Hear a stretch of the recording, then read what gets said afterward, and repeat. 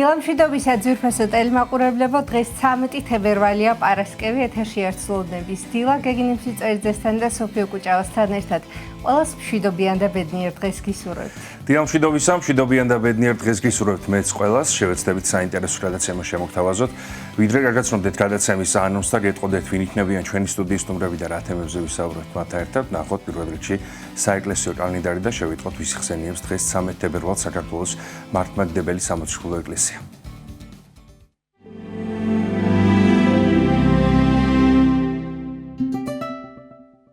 13 თებერვალს წმინდა მართლმადიდებელი სამოციქულო ეკლესია მოიხსენიებს წმინდა უბერსხლო მკურნალებს, კვიროსს და იოანეს, ასევე მათ თანამოწამეებს, ათანასიას და მისასულებს, თეოდოტიას, თეოქტისტას და ევდოქსიას, წმინდა მოწამეებს, ბიქტორინეს, ბიქტორის, ნიკიფორეს, კლავდის, დიოდორეს, სერაპიონს და პაპს, წმინდა მოწამე ტრიფენა კვიზიკელს. დღევანდელი დღის მფარველი წმინდანების ლოცვით და მეოხებით უფალმა დაიცვას და დაიფაროს სრულიად საქართველო. ამინ.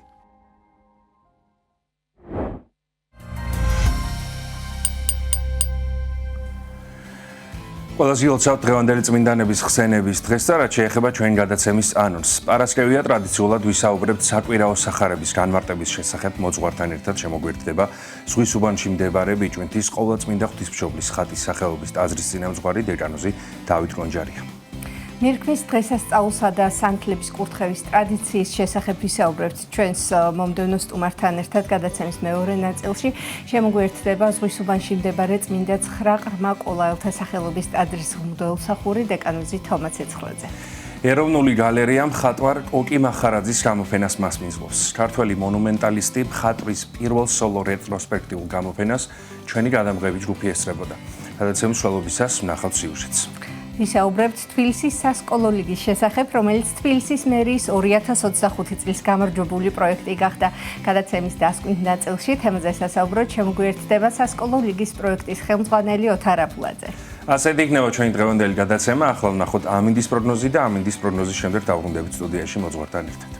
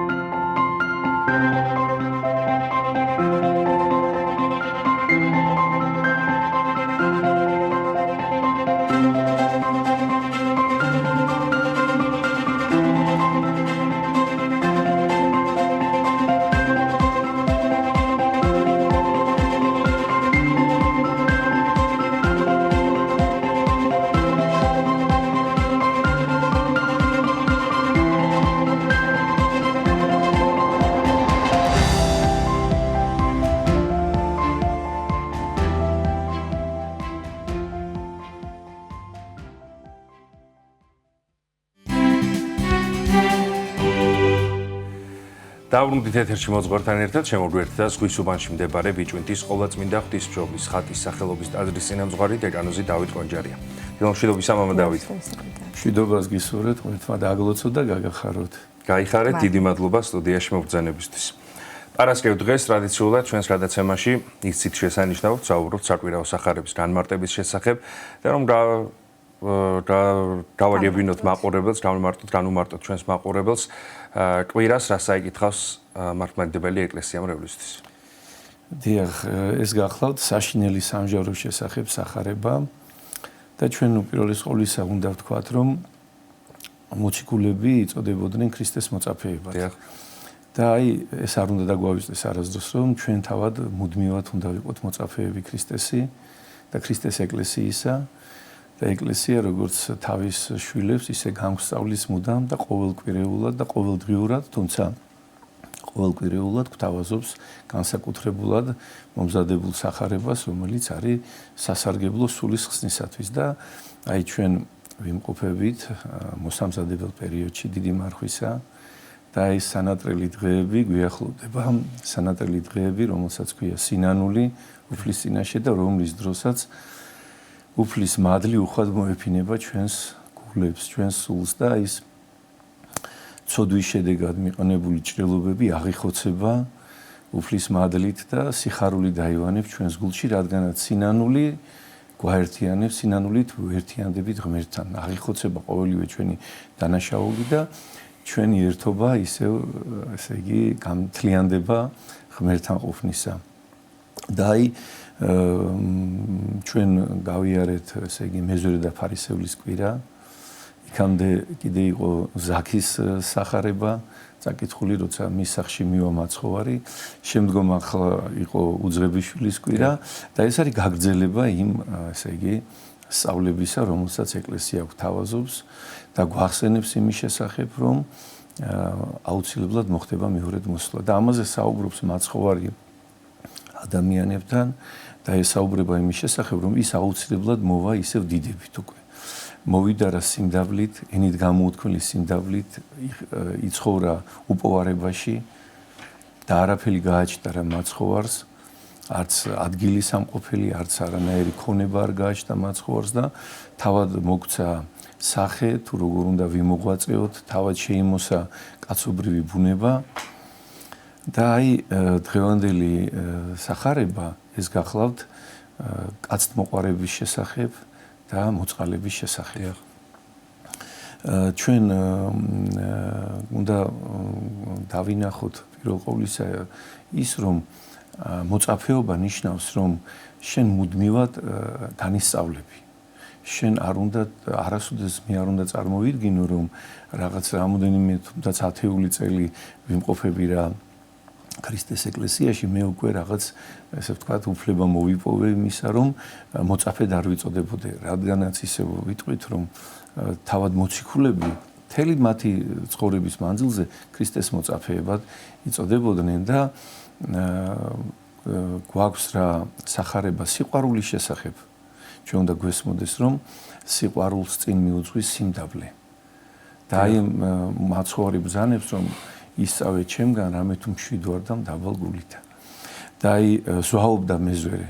ჩვენ ხედავთ, რომ მეზვერეში არ არის ქრისტეს მოწაფეობის ნიშნები. ის თავს წარმოაჩენს რაღაც დიდ პიროვნებად და მას არ აქვს განცდა თვისთა ცოდვათა. აი განცდა თვისთა ცოდვათა ეს არის აუცილებელი, რადგანაც თუ კი მე მექნება ამაზე ფიქრი, შემდგომ მე თუ მესმის ამის შესახებ, რომ მე სულ მუდამ საჭიროებ უფლისგან შეწყალებას, მაშინ სხვის მიმართაც ვიქნები, რა თქმა უნდა, მოწყალე და ჩვენ ამას ვხედავთ უძღებიშვილის იგავში, რომელიც წავიდა, რომელმაც დააშავა მამის წინაშე, დაბრუნდა და მამას უხარია. ისევე როგორც ნებისმიერ მამას გაუხარდება თავის შვილის დაბრუნება და აი ეს უფროსი ძმა, ესე იგი, არ ხარობს ამითი. დიახ. არ ხარობს, ესე იგი, არ არის ძმისადმი მოყვარული. და არათუ სხვა ადამიანების მიმართ, ოჯახის წევრების მიმართ უნდა ვიყოთ პირველ ყოვლისა მოწყალენი და მოსიყვარულენი და აი მაცხოვარი მოვარა დიდებით თავის ანგელოზებთან ერთად და რადგანაც ყოველივე სასჯელი მოსცა მას, როგორც ამბობს მაცხოვარი და რამე თუ ძეკაცისა იარს, ანუ ქრისტემ შეიმოსა ადამიანური ბუნება და ის არის ერთადერთი უცოდველი ადამიანი კაცთა შორის და მას აქვს უფლება, რა თქმა უნდა, რომ განსაჯოს კაცობრიობა და შეიკრიბება მთელი კაცობრიობა. ამით არის საშინელი, სამჟავრო, რომ ის კი არა, რომ აი ღვთის გამოჩინება შიშს გამოიწვევს, არა. არამედ აქ შესაძრწუნებელი იქნება, როდესაც საქმენი განცხადდებიან.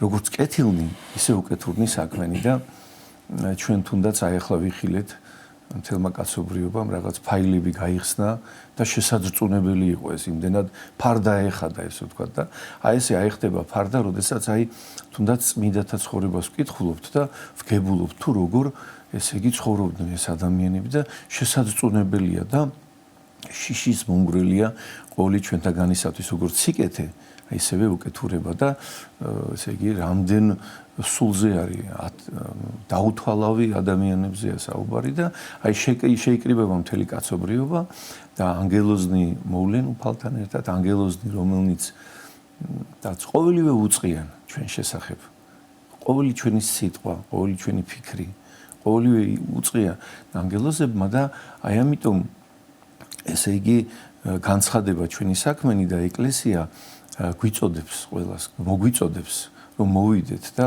მოვინანიოთ ჩვენი ცოდვები, რადგანაც ჟამი ახლოა და აი თითქოს საშინელ სამჟავროზე ჩვენ შეიძლება ვსაუბრობდეთ როგორც რაღაც ისეთ პერიოდზე, რომელიც როდისმე იქნება, მაგრამ ჩვენ ვხედავთ რომ აი ეს აპოკალიფსი, რომელიც დაიწერა გამოცხადება იოანე ღვთისმეტყველისა, აი ამ თითქოს აი ჩვენ თვალწინ აღესრულება ყოველივე და ყოველივე თავი თითქოს აი დღევანდელობაზე გვესაუბრება ისევე როგორც ქრისტეს შობის დროს კაცობრიობაში მისი შობის სურნელი ტრიალებდა, ისევე ქრისტეს მეორედ მოსვლის რაღაცა იმ მზაობა არის კაცობრიობაში, რომ აი უფალი მოვა ძალიან მალე და ამიტომ უფალი ერთის მხრივ ჩვენ მოგვიწოდებს სიყვარულით და მეორეს მხრივ გვახსენებს ამის შესახებ, რომ მოვინანიოთ, რადგანაც თუ კი ჩვენ არ მოვინანიებთ ჩვენ საქმეებს და თუ კი არ გამოვასწორებთ ჩვენ საქმეებს, მაშინ საშინელ სამჟავროზე გველოდება საუკუნო ცეცხლი. და აი ეს უნდა იცოდეს ადამიანმა, რომ არ დარჩება საქმენი განუკითხველნი და ესე იგი როგორც მწყემსმა განარჩევნის თიკანი ცხოვართაგან მარტივად, რადგანაც ისინი სწრაფები არიან, თახტიან ეს თიკანი, ერთგვარად როგორც გადმოგცემს ეფრემასური, უნაყოფონი არიან ერთგვარად და ცხოვარნი კიდე ნაყოფიერნი არიან, ერთგულნი არიან და აი უფალი მარცხენით მათ დააყენებს, ხოლო მარჯვენით დააყენებს ცხოვართ და ეტყვის მოვედით კურთხეულნო, მამისა ჩემისთანო და დაიმკვიდრეთ სასუფევლით სათქა საუკუნიდან თქვენთვის გამზადებულიო. რამე თუ მშიოდა და მეცით საჭმელიო, წყუროდა და მასვითო, შიშველ ვიყავ, უცხო ვიყავ და შემიწყნარეთ, შიშველ ვიყავ და შემოსეთ, ცნეულ ვიყავ და ესე იგი მომინახულეთ და საპყრობილისაშინა ვიყავ და მომხედეთ მეო. და აი რითი გამოირჩევიან ეს მარჯვენი მტყოფნი? აი ისევ თამდაბლობით. მათ არც კი უწყიან ამის შესახებ, რადგანაც მათი მზერა უფლისაკენ არის მიმართული და მათ არ აქვთ ასე ვთქვათ საკუთარი სიკეთეების განცდა. არამედ ისინი მუდამ სინანულში არიან და სრულყოფილ ღმერთს განიხილავენ და ხედავენ, რომ სწრაფვა მუდმივად საჭიროა ღვთისაკენ. და არა ის რომ განიხილონ კეთილი საქმეები და ეკითხებიან რომ უფალო როდისო არც კი უწყიან, როდის ამ ესე იგი გაჭამეთ ან გასვით ან უცხოურ შეგბუსეთ ან ესე იგი სნეული იყავი თუ საპყრობილეში უფალო და რაცა უყავთ ერთად მცირეთაც მათა ჩემსთაცა იგი მე მიყავთო და რადგანაც უფალი თავად იყო ესე იგი მას არაფერი ქონდა თავად და უპოვარებაში იცხოვრა და მისი მზერა რა თქმა უნდა პირველ ყოვლისა იქნება მიმართული იმ ადამიანებისადმი, რომელნიც სიკეთეს ყოფენ, რომელნიც მოწყალენი არიან, რომ ნეტარ იყვნენ მოწყალენი, რამე თუ იგინი შეიწყალდნენ ბრძანებს წმინდა წერილი და აი ამიტომ მოწყალებას რა თქმა უნდა დიდი ადგილი უკავია ქრისტიანის ცხოვრებაში და მუდამ მოწყალე უნდა იყოს ადამიანი და აი ამის შესახებ ესე იგი მუდამ ზატყოფნაში რომ იყოს, აჰა ესე რა სიძემოვალს შუაღამეს და ნეტარ არს რომ მონაიგი რომელი იყო ზვიძარეთ. ხოლო ვაიარს მონისამის რომელი უპოვოს უდებებით იხილეს სულო ჩემოდანო გრული ძლისათვის არამედ მუდამ რომ სახურებაში იყო და ფხიზლად იყო აი ამისთვის ადამიანი უნდა იყო ეკლესიის წევრი და აი უნდა მუდამ განისწავლებოდე და ესე ვთქვათ იმ სივრცეში ხარ სადაც ემზადება ადამიანი მარადიული ცათასასუფევლისათვის ოღონდ ეს არ არის მარადიული ცათასასუფეველი არ არის შემდგომ ესე ვთქვათ დასაწყებია ფიქრი ამის შესახებ ადამიანის არამედ ადამიანი აქ უნდა ფიქრობდე ამის შესახებ და აქ უნდა ერთიანდებოდე ღმერთთან რადგანაც აღსარებითა და წმინდა ზიარების მიღებით ჩვენ ღმერთს უერთდებით და ერთად ვართ ჩვენს ეციერ მშობელთან და მარად ჩვენი დანიშნულების მთავარი არსია რომ მარად ვადიდოთ და ვმადლობდეთ ღმერთს. აი პირობითად ვთქვათ რომ დიდ ცნეულებაში ვიყავი და ღმერთმა გამკურნა. აი უკვე ესე იგი სამედიცინო საშუალებით რომელიც ღვთიბოძებულია არაფერი მშველოდა და ღმერთმა გამკურნა. მოხდა სასწაული. რაოდენ მადლობელი უნდა ვიყო სიცოცხლის მონიჭებისათვის, არა?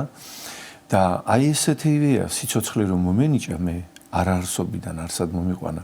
მე დღემოდან მადლობდე უფალს უნდა ამისათვის და განვადიდებდე და მადლობდე უფალს და აი შეიძლება ამის შესახებ მე დღეში 5 წუთი ვიყო ესე განწყობილი და ანგელოზნის ზეცაში მუდამ განადიდებენ და მუდამ ღვთის დიდების მეტყველებაში არიან და მადლობაში და კურთხევაში არიან უფლის მადლიერებაში და აი ქრისტიანიც ესე უნდა იყოს მარადისგი ხაროდენო ამბობს პავლე მოციქული და აი სულ ადამიანი უნდა განადიდებდე უფალს და მადლობდე უფალს და ესე იგი დანარჩენი შემდგომად ამისა პავლე მოციქული ამბობს რომელთა მიმართ ეპისტოლეში რომ ღვთის მოყვარეთათვის ყოველივე ამ ქვეყნა დაღესრულება კეთილად ყველაფერი სასიკეთოდ არის ღვთის მოყვარეთათვის და ჩვენთვის ეს ცხოვრება არის ესე იგი გაკვეთილი უფლისაგან ჩვენ ვიმყოფებით აი როგორც სკოლაში დავდიოდით და გაკვეთილებს სწავლობდით და იქ სხვადასხვა სამეცნიერო საგნებს სწავლობდით დასაწყის არა ამ სამეცნიერო საგნებისა თუ შრომით გაკვეთილებს თუ ფიზიკურ ესე ვთქვათ ვარჯიშებს არა აი ესევე ჩვენ განვისწავლებით ყოველდღიურად უფლის მიერ და აი ისე უნდა ვიცხოვროთ და ისე უნდა ესე იგი გავაკეთოთ ყველაფერი რომ ღვთის მოსაწონი იყოს ყოველივე რომ აი თითქოს ჩვენ აი ახლა უფალი ვიყურებს და უფალი ხედავს რომ აი ახლა მე როგორ მოვექცევი ამ ადამიანს მე ესე იგი განურისხლები თუ თქვათ თავში ვიკავებ და ესე იგი ჩემს თავში დავინახავ ასე უძლურებას რომ მეც უამრავი ცოდვა მაქვს უფლის წინაშე და მეც დამიშავებია და ესე ვთქვათ მშვიდად უპასუხებ ადამიანს და აი ესე უნდა ვიყოთ უფლის წინაშე და უნდა მადლობდეთ უფალს ყოვლისავეთვის კარგი საკვებისთვისაც უნდა მადლობდეთ უფალს და ესე იგი უბრალო საკვებისთვისაც უნდა მადლობდეთ უფალს. ყოველი გათენებული დღისთვის ხო? დიახ და აი ჩვენ თითქოს აი იცით როგორ ვართ აი გავზულუქთით ერთგვარად რომ საჭმელებს ვარჩევთ რა.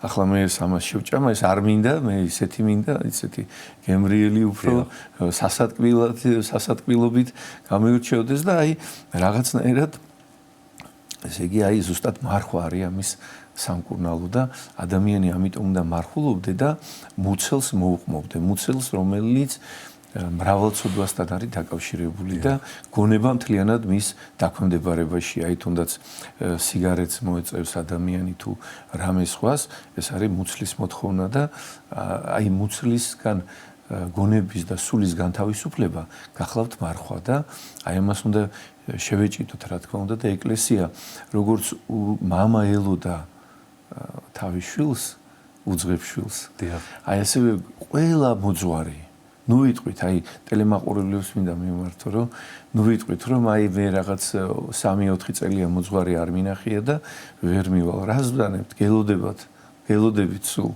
გელოდებით სიყვარულით და აი სამწუხაროდ აი მარცხენით ყოფს უფალი ეუნება რომ შიოდა და არ მაჭამეთ წუროდა და არ მასვით უცხო ვიყავდა არ შემიწყნარეთ შიშველი ვიყავდა არ შემოსეთ და აი სნეული საპრობილეში და არ მემსახურეთ და მათაც არ აქვთ განცდა.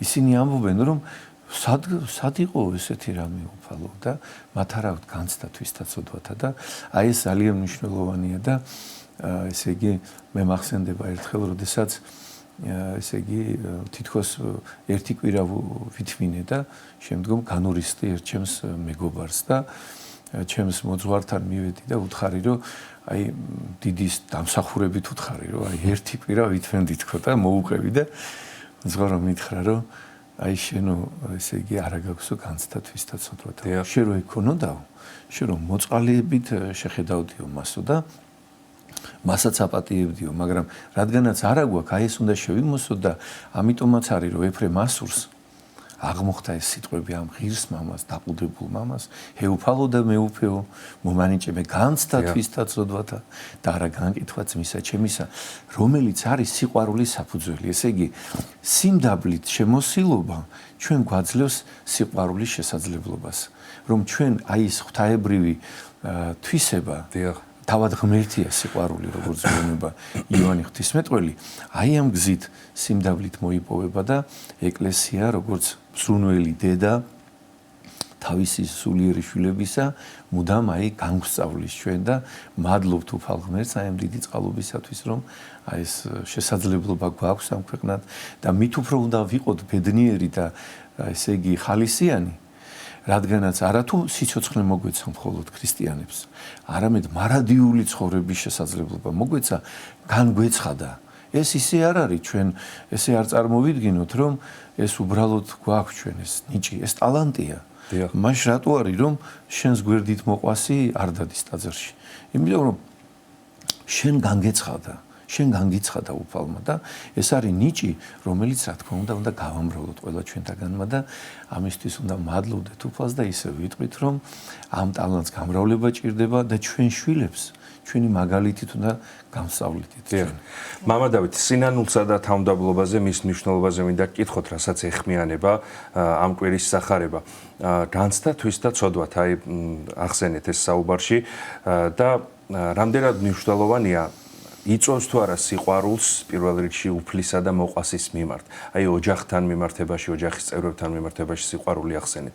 რამდენად გვეხმარება სინანული, თავმდაბლობა, აი ეს დამოკიდებულებები ჩვენს ოჯახის წევრებთან, ზოგადად ადამიანებთან, რასაც პირველ რიგში აი სწორედ ის სახარება გვასწავლის, რასაც მართლმადიდებელი ეკლესია წაიკითხავს კვირას წილვაზე. დიახ და აი როდესაც ჩვენ საუბრობთ ოჯახში ადამიანის სულის ჩამოყალიბებაზე, აი მამა პაისი ათონელი ამბობს, რომ მშობლები, რომელნიც ესე იგი პატივისცემით ეპყრობიან ერთმანეთს, შვილებისაგანაც პატივდებულნი არიან. აი ესე იგი რა თვისებაც გინდა შენ გამოიმუშაო მოყვასისაგან, თავად აი ამ თვისებით უნდა იყო მისადმი დამოკიდებული და რა თქმა უნდა თავმდაბლობის ნათელ მაგალითებს ბავშვები უნდა ხედავდნენ ოჯახში, მოთმინების, თავმდაბლობის. ეს ძალიან მნიშვნელოვანია და ამიტომ იყო თუნდაც რომ აკაკი წერეთელი მისმა მშობელმა გლეხის ოჯახში მიიყვანა. და რათა თავად ენახა იმ უბრალოებაში, როგორ შეიძლებოდა ღირსებით ეცხოვრა ადამიანს, აი ამ შრომაში და არა ფუფუნებაში. და აი ეს ძალიან მნიშვნელოვანია, რომ ჩვენ ესე იგი აი მარხვა იწყება და მშობლები მარხულობდეთ. და თავად მაგალითს ვაძლევდეთ ჩვენ შვილებს ლოცვისას, მარხვისას, რადგანაც საშინელი სამჟავოს დროს ჩვენ მშობლებს მოგვეკითხება არა მხოლოდ ჩვენ თავის გამო, არამედ შვილების გამო და ჩვენი ახლობლების გამო, რადგანაც ჩვენ ვამრავლებდით თუ არა ამ ტალანტს ჩვენ სახლობლებში და როგორ ვიყავით ჩვენ სარწმუნოება მიქონდა თუ არა მათ ჩვენი ცხოვრების მიხედვით და ეს მნიშვნელოვანია, რომ სიყვარულით ვიყოთ ძალიან ესე იგი გამშვალულები და ერთი ამბავი მინდა აი მამა პაისის ცხოვრებიდან გიამბო, ძალიან მნიშვნელოვანი, რომ აი ერთი ადამიანი მივიდა მამა პაისისთან და მას უამბო ძალიან დიდი გაჭირვების შესახებ რა, მის ძალიან უამრავი გაჭირვებები ჰქონდა და მამა პაისი მუთხრა, რომ ტაძარში იარეო დადიხარო ყოველკვირაო და არა ვარ დავდივარო, მაგრამ აი ეს პრობლემები მაქვს ისევ დაუსახელა და ხო და იარეო ტაძარშიო.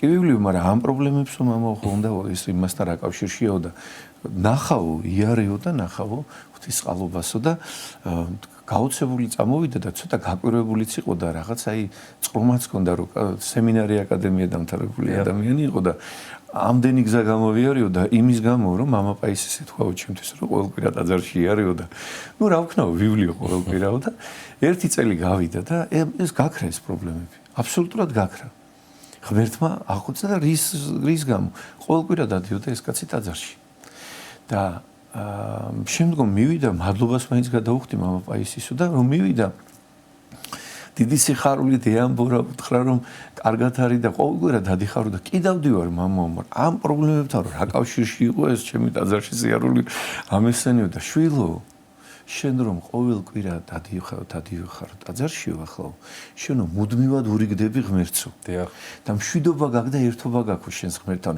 მიუხედავად იმისა როგორი ესე ვთქვათ ნიშანი გვეკუთვნის ჩვენი სულიერი ცხოვრებისა რადგანაც შეიძლება მასწავლებელს ის ესე ვთქვათ ნაკლები შესაძლებლობების მქონე მოსწავლე რომელიც ცდილობს რომ რაღაცა გააკეთოს ის უფრო მეტად უყვარდეს და ღმერთიც ესე არის ღმერთს გულს უყურებს ადამიანისკაც და ის მუდმივობა როდესაც მაქვს მე ღმერთთან ესე იგი მშვიდობა მაქვს და სიყვარული მაქვს ღვთისა და ღმერთი ზრუნავს ყველა სხვა ცხოვრებისეო პრობლემებზე ზრუნავს ამას უპირველესად ეძიებდეთ სასუფეველსა ღვთისასა და სიმართლესა მისა და მე ყოველივე შეგეძინოს თქვენ ანუ მე ვიზრუნებ თქვენზეო ბრძანებს უფალი თქვენ მე მომედეთ და თქვენ ხართ რტონი და მე ვარ ვენახი და უკვე თუ გენებო შვილებო რომ ამ ვენახმა ნაყოფი გამოიღოსო დაადრექით ვენახსა ზედა რტონიო რათა მრავალი უხვებით ნაყოფ თუ არა და ვითარცა ნასხლევნი ცეცხლს მივეცემით არა უნაყოფო ვიქნებით და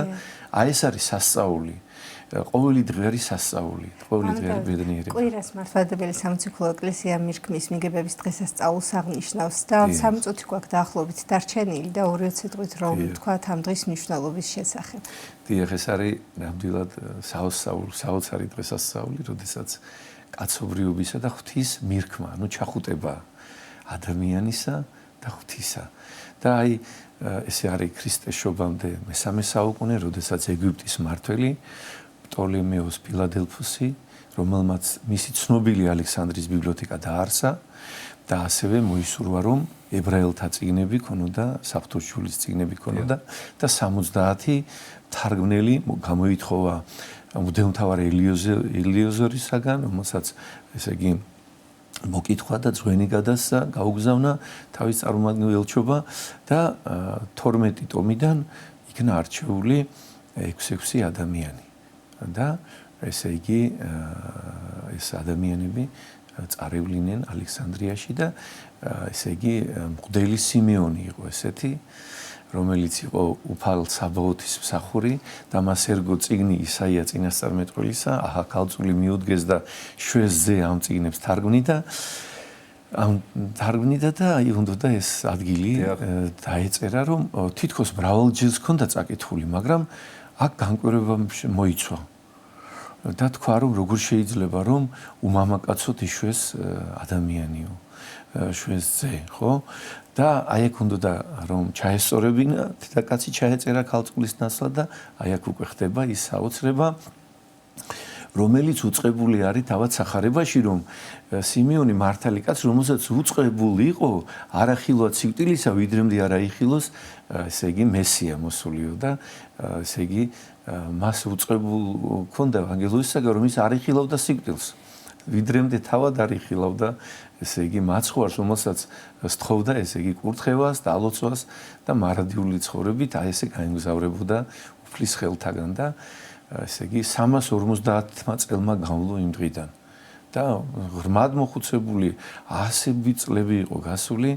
როდესაც უწყებული იყო სიმეონისაგან, რომ ახა მოვიდა ნანატრი, ესე იგი მესია და ესე იგი შეეგება და უთხრა აც განუტევე მონაიშენი მე უფრო სიტყვისაებ შენი სამშვიდობით და უფალი მიიქვა თავის გულში და ესე იგი ეს არის დღესასწაული, როდესაც ჩვენ ვევედრებით უფალ ღმერთს დიდი განსასწრებისაგან, დაუმთავრებელი განსასწრებისაგან, ესე იგი, რომ გამგვიყვანოს უფალმა ღმერთმა და აი საქართველოსთვის ეს არის აფხაზეთი და სამაჩაბლო და როგორც უძღები შვილი დაბრუნდა მამასთან, აი ესევე ჩვენ მთელი ერი, როცა დაბრუნდებით მამასთან, მამა ღმერთი იმ პირმშოობას და ბეჭედს და სამოსელ პირველს ისევ ჩაგვაცვამს და აღდგება რა თქმა უნდა საქართველოს თლიანობა, რომლის აღდგენაც, ესე იგი, არც ისე შორს არის ყოველი ჩვენთაგანისაგან. დიდი სიყვარულით მინდა მოდიოცოთ წინასწარ მირქმა მიგებების დღესასწაული. დიდი მადლობა ჩვენთან მობრძანებისთვის სტადიუმში დავით მომდავეთ. ზღვის უბანში მდებარე ბიჭვინთის ყოვლადწმინდა ღვთისმშობლის ხატის სახელობის ტაძრის წინამძღვარი დეკანოზი დავით კონჯარია იყო ჩვენი სტუდიის სტუმარი. 9 საათი შესრულდა, ერთად აღოვნოთ უბლისადევილი ვლოცვა და დაგებრუნდებით გადაცემის სხვა სტუმრებთან ერთად დაგვეულდით.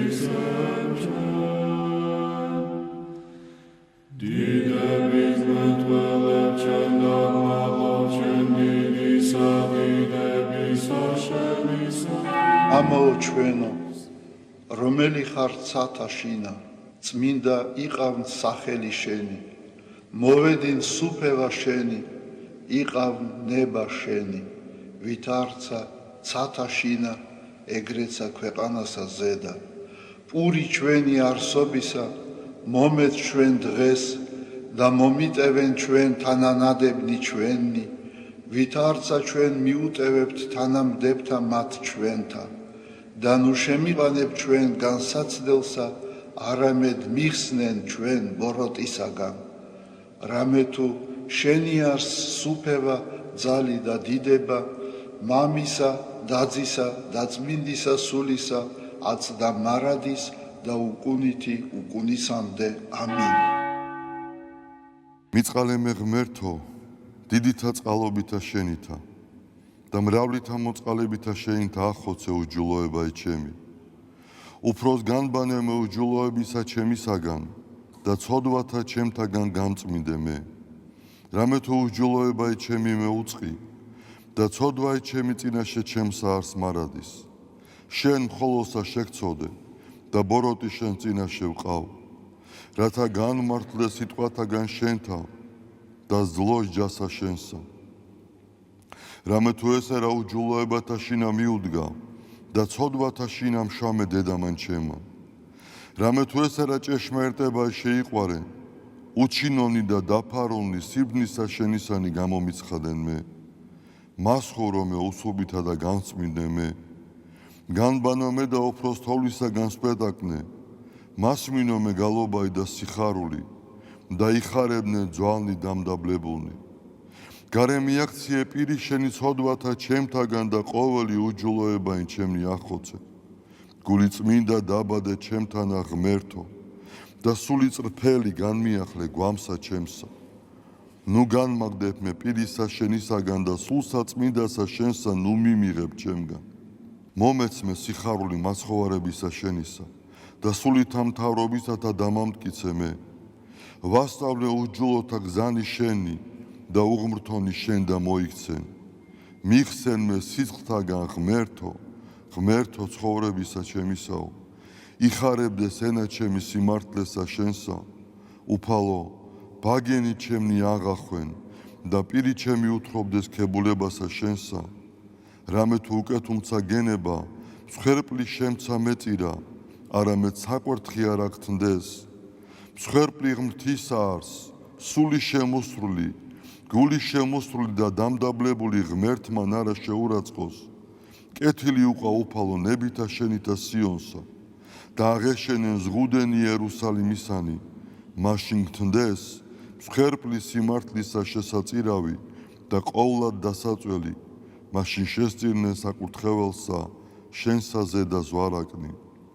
დიდება მამასა და ძესა და წმინდასა სულსა, აწდა მარადის და უკუნითი უკუნისამდე ამინ. ალილუია, ალილუია, ალილუია, დიდება შენ და ღმერთო. ალილუია, ალილუია, ალილუია, დიდება შენ და ღმერთო. ალილუია, ალილუია, ალილუია, დიდება შენ და ღმერთო ჩვენო, დიდება შენ და. ღვთისმშობელო ქალწულო გიხაროდენ, მიმადლებულო მარიამ უფალი შენთანა, კურთხეულ ხარ შენ დედათა შორის და კურთხეულ არს ნაყოფი მუცლისა შენისა, რამე თუ მაცხოვარე გვიშევ სულთა ჩვენთა. უფალო დიდება შენ და გადაარჩინე და გამთლიანე საქართველო. უფალო დიდება შენ და გადაარჩინე და გამთლიანე საქართველო. უფალო დიდება შენ და გადაარჩინე და გამთლიანე საქართველო.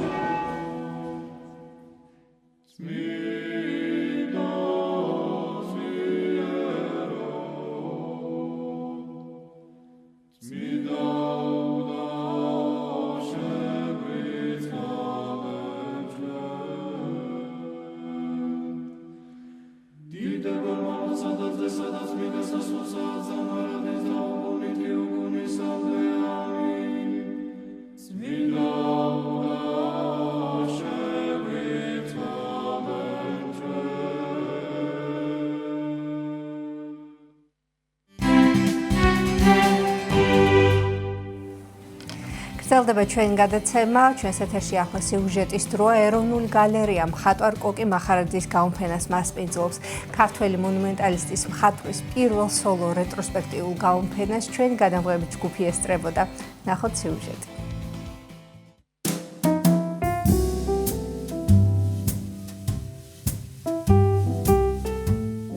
ფორმათა და ფიგურათა მძაფრი დინამიკა. ფერადოვანი ლაქებით გადმოცემული სიუჟეტები. საგამოფენო დარბაზში წითელი და შავი ფერებისა და აბსტრაქციის შერწყმით დასამახსოვრებელ ატმოსფეროს ქართული მონუმენტური ფერწერის ერთ-ერთი გამორჩეული წარმომადგენელი კოკი მახარაძე ქმნის.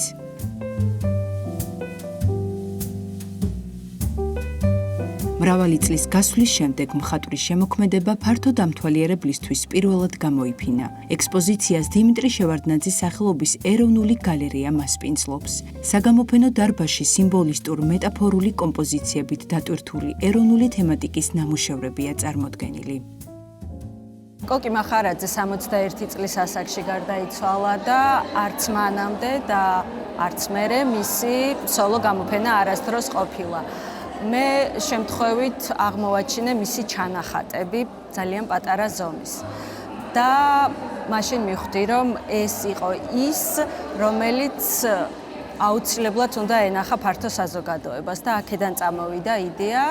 შემდგომში უკვე მუშაობის დროს შევეცადეთ, რომ ექსპოზიციას გაეერთიანებინა მისი ყველა პერიოდის ნამუშევარი და გავყავით ორად. ერთ დარბაზში არის წარმოდგენილი მისი ფერწერა, ხოლო მეორეში გრაფიკა და გრაფიკული ნამუშევრებიც ეტაპებად იყოფა, სადაც არის მოგზაურობის დროს გაკეთებული ჩანახატები, აკვარელში შესრულებული ნამუშევრები, მისი ავტოპორტრეტი და ჩანახატები ჟურნალ-გაზეთებისთვის და ძალიან კარგად შეიკრა ექსპოზიცია მაშინ, როდესაც 3 სანტიმეტრიანი ჩანახატიდან დაწყებული 3 მეტრით დამთავრებული ტილოთი შესაძლებელი გახდა კოკი მახარაძის თავიდან აღმოჩენა, იმიტომ რომ მას დამთვალიერებელი იცნობს როგორც მონუმენტალისტ მხატვარს და მგონია, რომ გრაფიკულ ნამუშევრებში ახალ კოკი მახარაძეს აღმოაჩენს.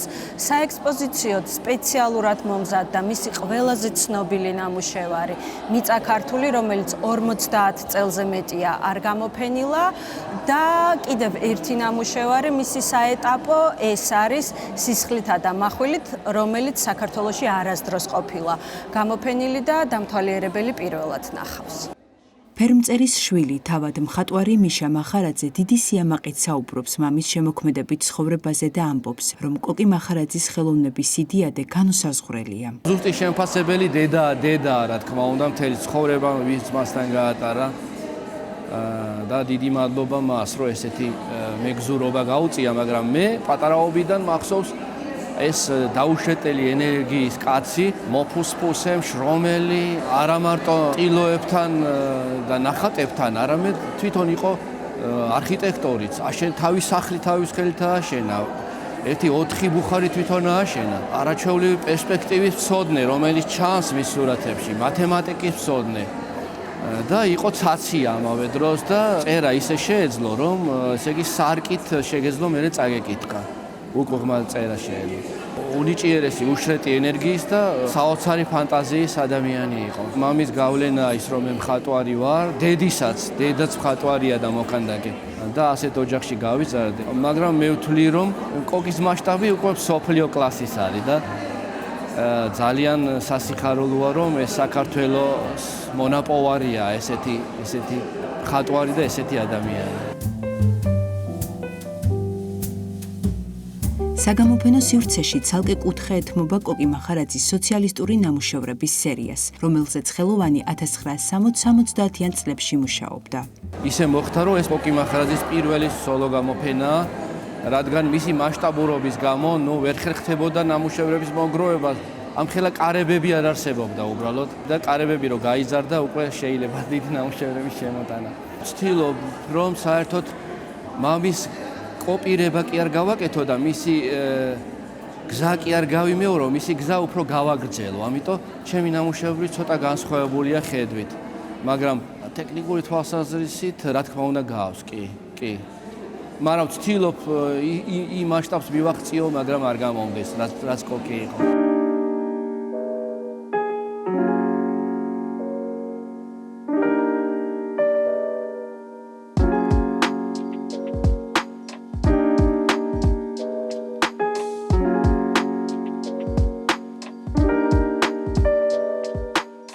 კოკი მახარაძე სამოღვაწეო ასპარეზზე 1950-60-იან წლებში გამოვიდა და სოციალიზმის ეპოქაში განსხვავებული სახვითი ენა ჩამოაყალიბა. იგი ქმნიდა სიმბოლისტურ მეტაფორული კომპოზიციებით დატვირთულ მკვეთრად ეროვნული თემატიკის ნამუშევრებს. აკადემიაში სწავლის პერიოდში მისი შემოქმედებითი ძიებები უკავშირდებოდა ისტორიული ჟანრის და აკადემიური რეალისტური ფერწერის ტრადიციებს. იგი იყო აპოლონ ქუთათელაძისა და უჩა ჯაფარიძის მოწაფე. ხელოვანი 1992 წლის 6 იანვარს გარდაიცვალა. კოკი მახარაძის პერსონალური გამოფენა ეროვნულ გალერეაში 7 მარტის ჩათვლით გაგრძელდება.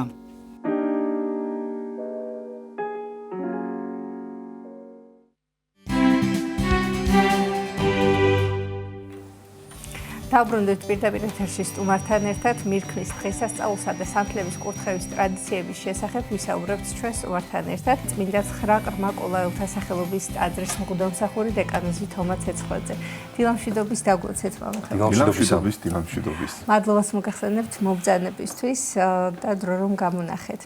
მამა თომა, სანამ უშუალოდ ვისაუბრებდეთ იმ ტრადიციების შესახებ, მანამდე ორი სიტყვით რომ ვთქვათ ამ დღესასწაულის შესახებ, თავად თუ რას წარმოადგენს მირქმა მიგებება, რომელსაც საქართველოს მართლმადიდებელი სამოციქულო ეკლესია კვირას აღნიშნავს.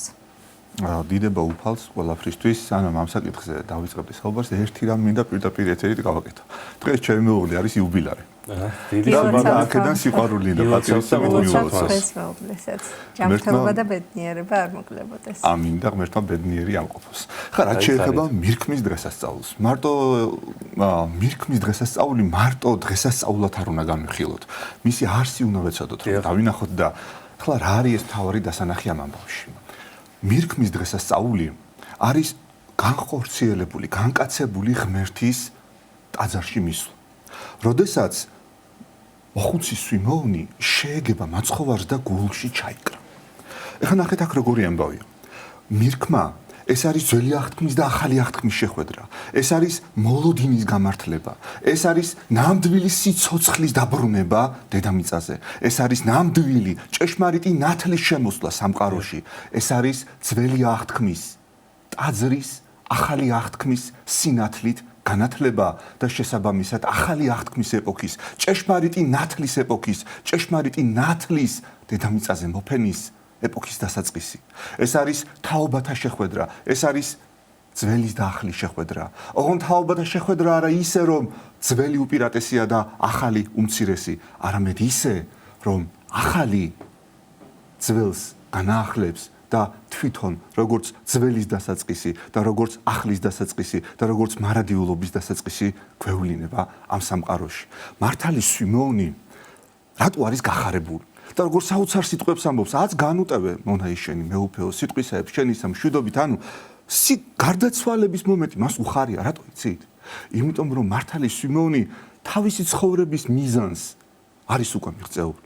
მართალი სვიმეონი ცხოვრობდა დედამიწაზე ღრმად მოხუცებულობამდე იმ მოლოდინით, რომ ის იხილავდა განკაცებულ უფალს, რომ მასში სიცოცხლის გაგრძელება უკვე შესაძლებელი გახდებოდა სასუფევლის გზაზე. მართალ სვიმეონს გულისხმობ, როგორ მდგომარეობაშია, წარმოიდგინეთ და ის როცა მაცხოვარს ხვდება ჭეშმარიტი ნათელს, მისი სული ნამდვილი ნათლის მადლით ცოცხლდება, იუსება სულიწმიდის მადლით და უკვე მას გარდაცვალების შიში კი აღარ აქვს, არამედ სიხარულია ქრისტეს ნათელში მყოფობისა. მან უკვე იცის, რომ ის რომ გარდაიცვალება დედამიწაზე, მას შეუძლია გააგრძელოს ჭეშმარიტ ნათელში, ქრისტეს წიაღში სიცოცხლე.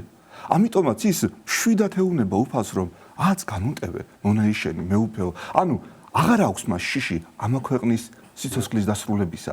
იმიტომ რომ მან უკვე იხილა მარადიული სიცოცხლის დასაწყისი დედამიწაზე. მან უკვე იხილა გაღებული სასუფევლის კარები. მან უკვე იხილა ის შესაძლებლობა, რამაც მის გულს უკვე ბედნიერება და ჭეშმარიტი სიხარული მიანიჭა. მირქმა ეს არის, როგორ აგიხსნათ, ნამდვილი სიხარულის დღესასწაული, ნამდვილი თაობათა შორის კიდევ ერთხელ გავიმეორებ, ჭეშმარიტი ურთიერთობის, მადლისმიერი ურთიერთობის დღესასწაული, რომელ დღესაც შვილებმა მშობლები უნდა დაალოცონ, მშობლებმა შვილები, ახალმა თაობამ უფროსი, უფროსმა თაობამ უმცროსი და აი ამ პროცესში ერთმანეთს გულწრფელი სიყვარულით უნდა უმზერდნენ.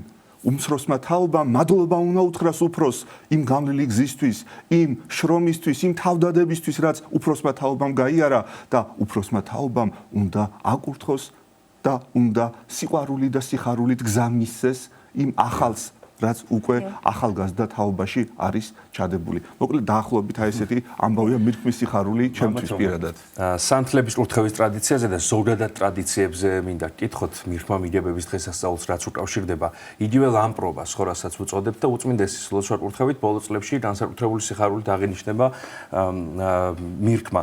აი რა არის განსაკუთრებული, რას გულისხმობთ განსაკუთრებულში, როგორ აღნიშნავთ დღეს მირქმის დღესასწაულს, ესეც რომ გავმარტოთ, რა ტრადიციებს ვეყდნობით, რას ვიხსენებთ ისტორიიდან და ძველი წლებიდან გამომდინარე. სანთელ კურთხევის ტრადიცია მირქმის დღესასწაულთან დაკავშირებით უძველესია მსოფლიო ეკლესიის თვალსაზრისით. საქართველოშიც იყო ეს ტრადიცია ბუნებრივია, როგორც მართლმადიდებელ ქვეყანაში, მართლმადიდებელი ეკლესიის კანონები ჩვენთანაც და ტრადიციები ცოცხალი იყო.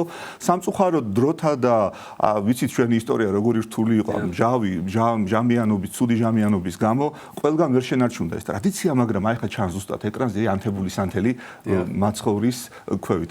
გამოჩნდა უბრალოდ გადავიტანე ყურადღება. მხოლოდ სვანეთში და კიდევ რამოდენიმე ადგილზე საქართველოში შენარჩუნდა ეს ტრადიცია და ნახეთ რა ხდება. წეგან თქვით რომ ქრისტე არის ჭეშმარიტი ნათელი, რომელმაც ძველი აღთქმის ტაძარში შეიტანა ჭეშმარიტი ნათელი და ამგვარად აი სივრცე, ადამიანური თავყრილობა, ის ეკლესია, რომელიც ღმერთთან ურთიერთობაში იმყოფებოდა, ძველ აღთქმაში მოკლედ პირდაპირ ვთქვათ, იყო მოკლებული ჭეშმარიტ ნათელს. ჭეშმარიტი ნათლის არ მქონე იყო ძველი აღთქმისეული ეკლესიისა ეს კრებული. და ქრისტე, როგორც ჭეშმარიტი ნათელი, რომ შემოდის ძველი აღთქმის სამყაროში და აი ეკლესიას განანათლებს, აი ამის სიმბოლო არის ის ანთებული სანთელი, რომელიც აი ზუსტად აი ამ მინანქრის ხაძე არის გამოსახული ზუსტად აი მაცხოვრის დაბლა, სიონ მირქმელსა ანაწინასწარმეტყველი აგერ მაცხოვრის ოჯახი არის მათ შორის. ანუ სანთელს ჩვენ როცა ვანთებთ, ეს ხომ მხოლოდ ცვილი და ძაფი არ არის, იქ ხო თავისი სიმბოლიკა აქვს იმ ყველაფერს. და ეს სიმბოლიკა რას ნიშნავს? რომ აი ეს ნათელი, რომელიც წარმოიქმნება, ბნელს განანათლებს. ადამიანი მორჩილებით, სიყვარულით, მადლისმიერად უერთდება საღვთო ნათელს, იმიტომ რომ ჩვენ იმ ჭეშმარიტი ნათლის შვილები ვართ. ჩვენ ხომ ღვთისხატადა მსგავსად ვართ შექმნილები. და უფალი როგორც ჭეშმარიტი ნათელი ჩვენში როგორც ამ ჭეშმარიტი ნათლის ხატებასა და მსგავსებაში გვაძლევს იმის საშუალებას, რომ ჩვენც გავხდეთ ამ ნათლის წევრნი. ჩვენც გავხდეთ განათლებულნი. ჩვენც ვიყოთ ჭეშმარიტი ნათლის ნაწილნი.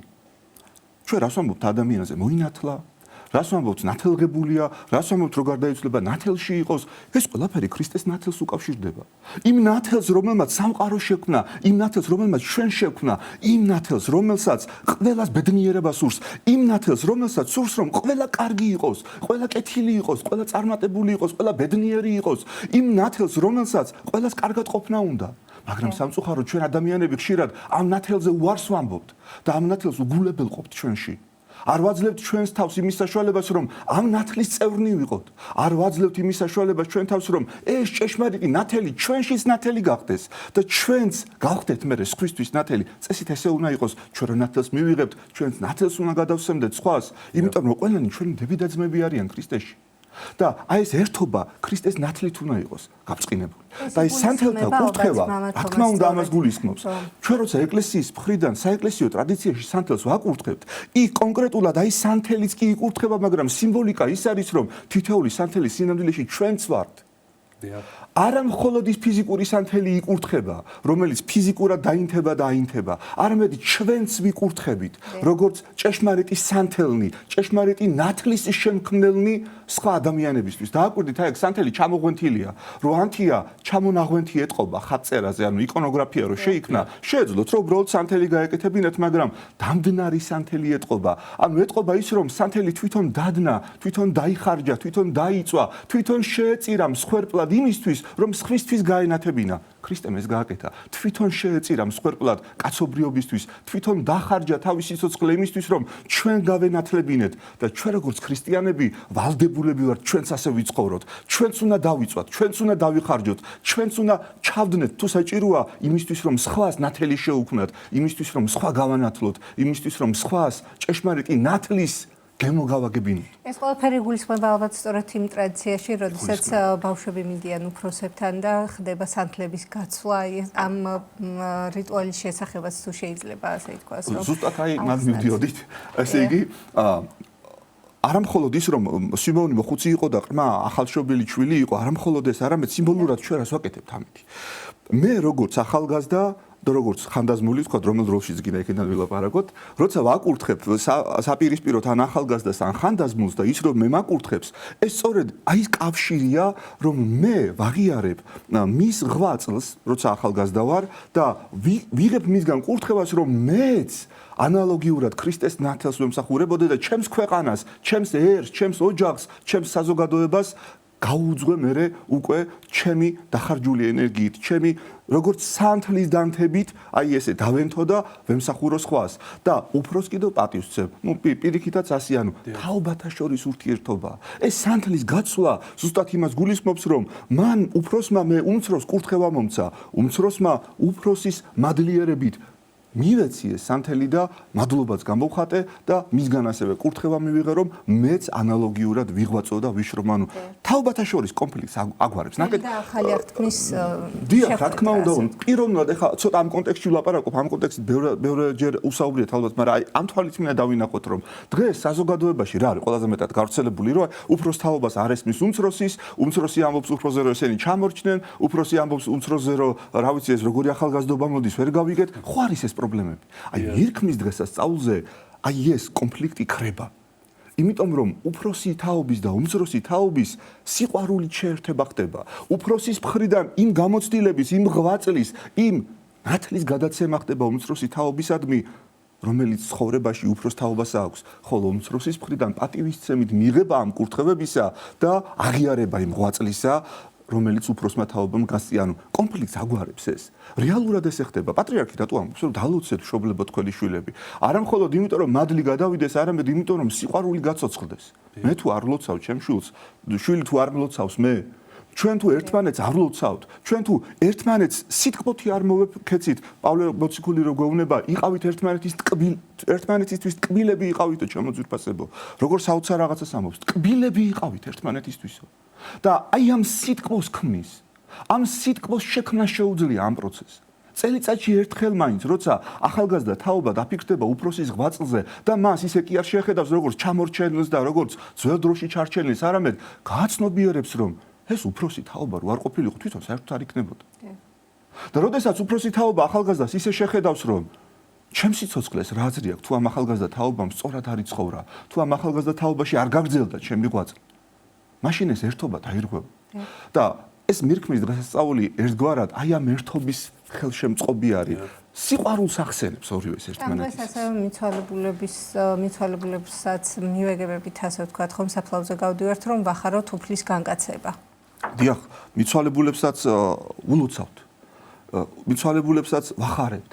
ხო ვთქვით წეღა რომ მიცვალებულებზე ვამბობთ რომ ნათელში იყოს და აი ამ ქრისტეს ნათლის სიმბოლო სანთელს ტრადიციულად საფლავზე თუ არ გავიდა ადამიანი ტაძარში მაინც მიდის და ტაძარში მაინც დაუნთებს თავის მიცვალებულს სანთელს სახლში დაუნთებს რომ აი უფალო ჭეშმარიტი ნათლის შემქმნელო და ჭეშმარიტო ნათელო შენ ნათელში ამყოფე აი ჩვენი მიცვალებულები ნათელში დაამკვიდრე ეს ცოცხალი ტრადიციებია რომელიც ჩვენ უნდა გავაცოცხლოთ და მადლობა ჩვენს უწმინდეს რომელმაც თავისი ღრმა სულიერებით თავისი გონიერებით თავისი სიბრძნით უკვე 5 წელიწადზე მეტია აღადგინა საქართველოში ეს ტრადიცია და მე იმედი მაქვს რომ აი ეს ტრადიცია როგორც ადრე დაიკარგა ისე აღარ დაიკარგება და ჩვენ თაობიდან თაობას სწორად და ჯანსაღად გადავცემთ და დროთა განმავლობაში ამ ტრადიციას უფრო მეტი სიცოცხლე შეემატება და უფრო ბევრი ქართველი, უფრო და უფრო ბევრი ახალგაზრდა თუ ბევრი მოხუცი მიიღებს მასში მონაწილეობას და გააცოცხლებს საკუთარ ოჯახში იმ სცენას, რა სცენაც საუკუნეთა წინ,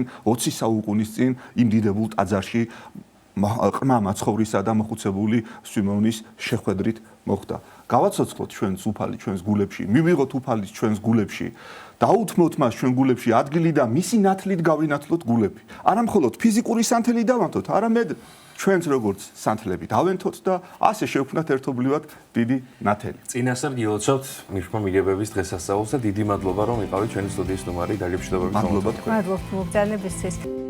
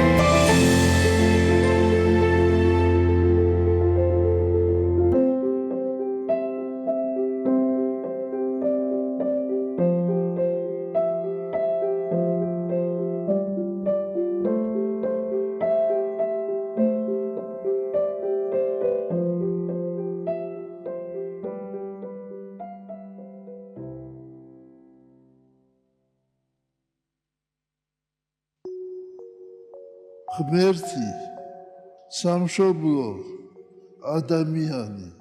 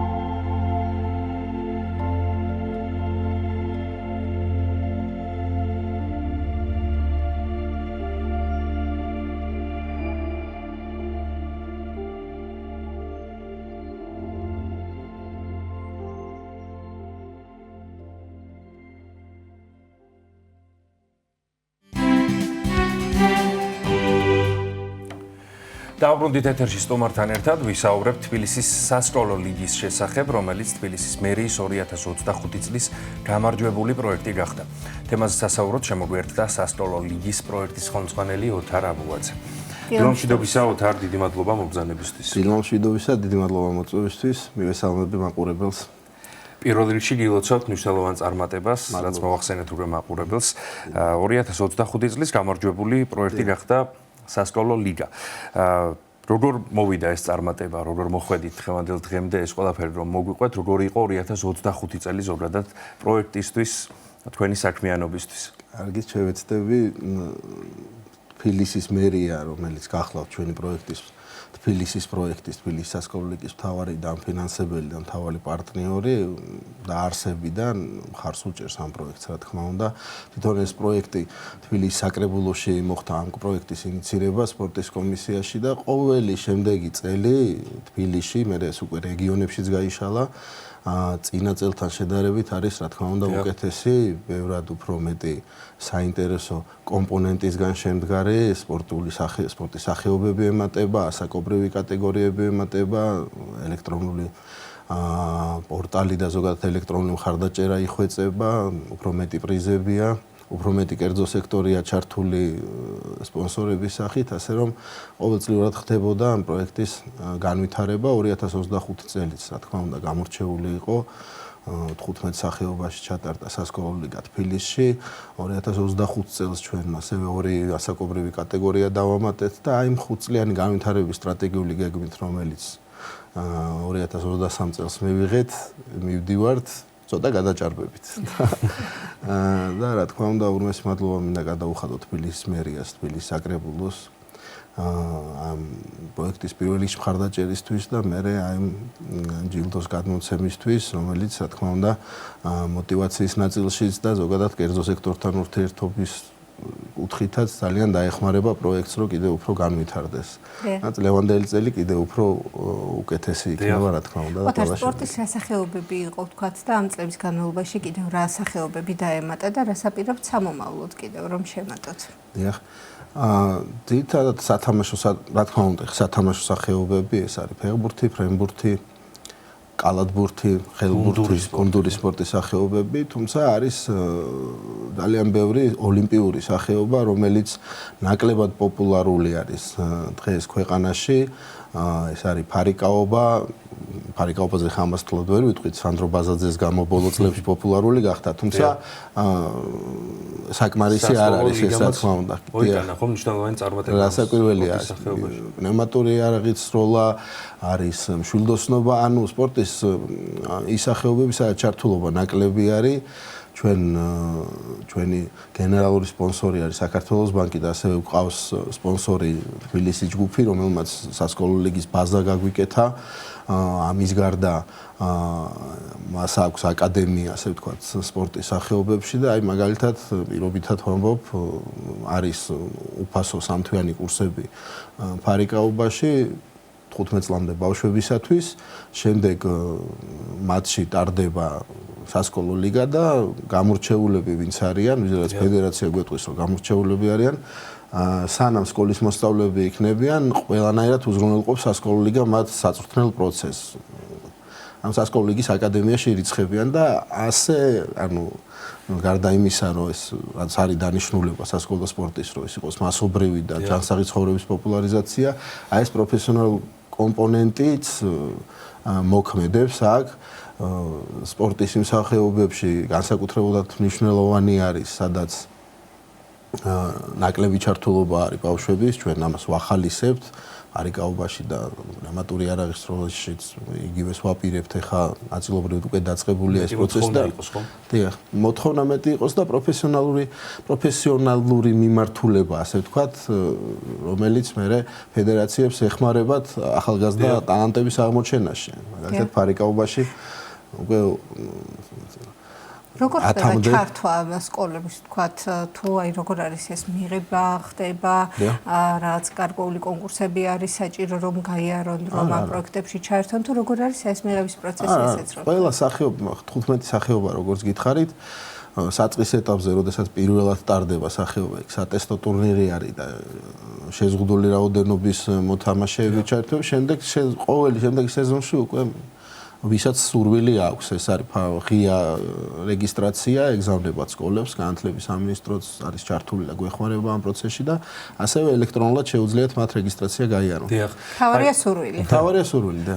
აი წინა წლები და რომ შევადაროთ ერთმანეთს, ხო, ყოველი მომდევნო წელი ისტორია რომ გავიხსენოთ, ზოგადად სასკოლო ლიგის რამდენად დიდია ინტერესი ახალგაზრდების ჩართულობის დაინტერესება კონკრეტული სპორტის მიმართ, ჯანსაღი ცხოვრების წესი რაც ახსენეთ, აი ეს რამდენად მზარდია ყოველწლიურად ინტერესი ახალგაზრდების მხრიდან ლიგის მიმართ.